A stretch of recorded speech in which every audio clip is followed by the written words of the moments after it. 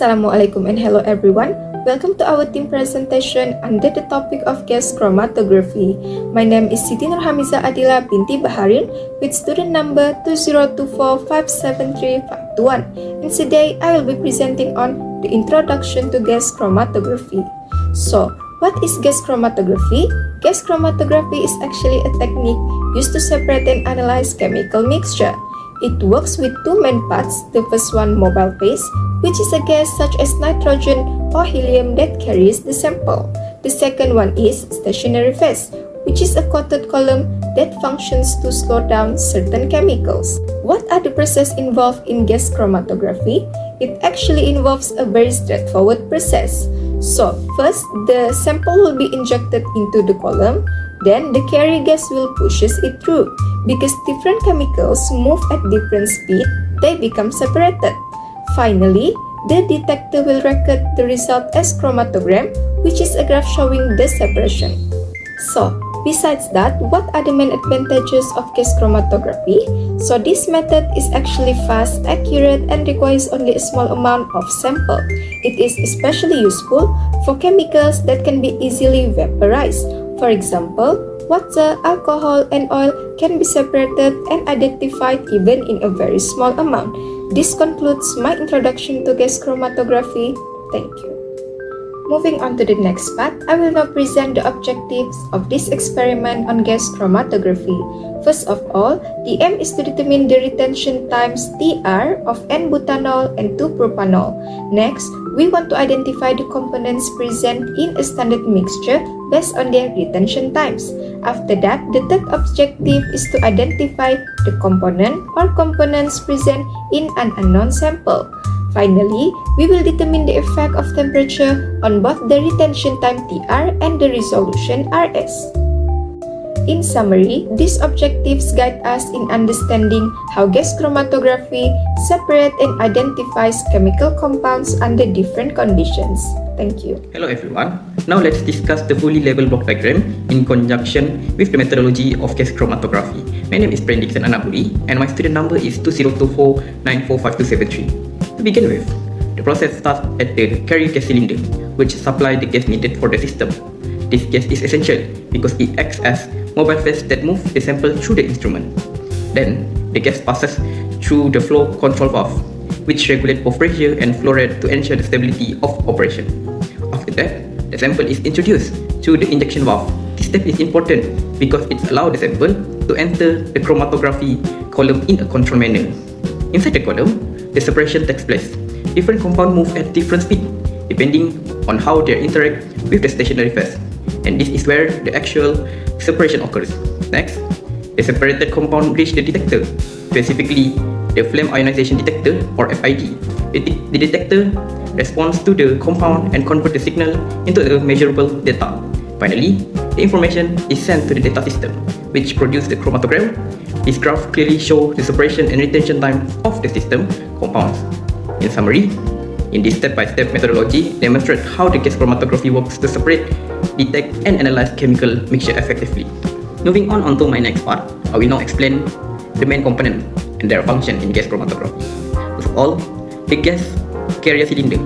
This carrier gas cylinder supplies an inert gases such as helium and nitrogen. These gases act as mobile phase, carrying the sample through the column. Next, the pressure regulator.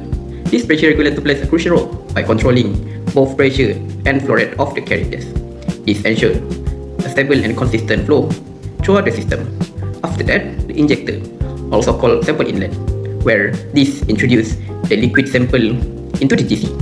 At this stage, the sample is vaporized before entering the column, making it ready for separation. Moving on, the GC column contains the stationary phase. Here, compounds are separated based on their volatility and their interaction with stationary material. Then, the oven houses the column and control its temperature. By adjusting the heat, we can influence the retention times and improve the quality of separation. Following this, the flame ionization detector or FID. This detects the compound as they exit the column. It converts them into electrical signal that can be measured. Finally, the data system. This data system records the signal and display them as chromatogram. This allows us to analyze the retention time and identify the compound present. In summary, Each component has a specific function, and together they make the gas chromatography a powerful technique for separating and analyzing the chemical mixture. Thank you. Hello everyone, my name is Muhammad Rafidah Binti Selaman and my student number is 2024-746017, and I will now present the result for 2-propanol and N-butanol to show how they are aligned with our objectives today. Our objective is to determine the retention times of both 2-propanol and N-butanol. Starting with 2-propanol, the gas chromatography analysis was carried out using GC7890B equipped with an FID detector. A 1 microliter sample was injected and the chromatogram shows a sharp symmetric peak at 5.8 minutes. The peak area accounts for 99.98%, which confirms high purity and excellent separation. The short retention time reflects the compound's lower molecular weight and higher volatility, meaning 2-propanol moves through the column faster. Overall, the data demonstrate that 2-propanol is well resolved under the given condition. Next, we analyze N-butanol under the same conditions. The chromatogram shows a major peak at 7.002 minutes. The peak area is also 99.98%, indicating high purity, though a minor peak suggests trace impurities. The longer retention time compared to 2-propanol is due to N-butanol's high molecular weight and lower volatility, which cause stronger interaction with the stationary phase. The sharp and symmetric peak confirms good separation, and the result clearly highlights the difference in retention behavior between the two alcohols. By comparing the retention time, 5.8 minutes for 2-propanol and 7.002 minutes for N-butanol, we successfully achieved the objective of determining and distinguish their chromatographic behavior. This difference reflects their molecular properties and validate the effectiveness of GC method. What do all the chromatograms represent? Let me simplify them. At a column temperature of 70 degrees Celsius, the chromatogram shows two distinct peaks, which means the compounds were successfully separated. The first peak appeared at 5.8 to 3 minutes, showing it is the more volatile compound. The second peak appeared at 7.002 minutes, which stayed longer in the column due to stronger interaction with the stationary phase. From this, we can interpret that 2-propanol eluted first because of its lower boiling point of 82.6 degrees Celsius and higher volatility. Meanwhile, N-butanol eluted second as it has a higher boiling point of 117.7 degrees Celsius and lower volatility. The sharp and well-resolved peaks confirm good column efficiency and the effective separation of this temperature.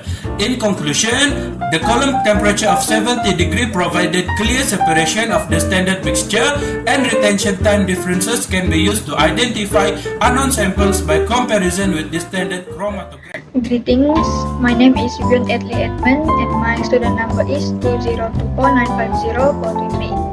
Today I will discuss the effect of decreasing and increasing the column temperature in chromatography. When the temperature is lowered, analytes become less volatile, so the retention time increases. This means compound move more slowly through the column and the overall analysis takes longer. However, the benefit is that peak resolution usually improves, compounds separate more clearly, and the peaks are sharper, which reduces the risk of overlap. On the other hand, if the temperature is too high, peaks may elude too close together, leading to poor resolution. As shown in the graph, high efficiency gives narrow distinct peaks, while low efficiency results in broader overlapping peaks. This highlights how temperature control is crucial for achieving accurate separation in chromatography. Now, let's look at the effect of increasing the column temperature in chromatography. When the temperature rises, retention time increases because compounds interact more strongly with the stationary phase. This means they stay longer in the column and the analysis time becomes longer. The advantage is that separation between peaks can improve, giving clearer result. But if the temperature is too low, peaks may broaden and resolution can decrease. Peaks may also come out too close together, causing overlap.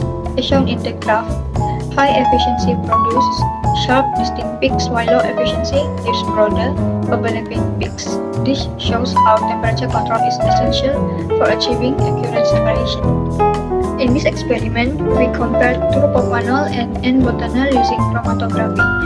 True-propanol has a lower boiling point of 82 degrees Celsius, which made it more volatile. Because of this, it dilutes faster and shows a shorter retention time. On the other hand, N-butanol has a higher boiling point of 118 degrees Celsius, making it less volatile. It stays longer in the column and produces a longer retention time, as seen in the chromatogram.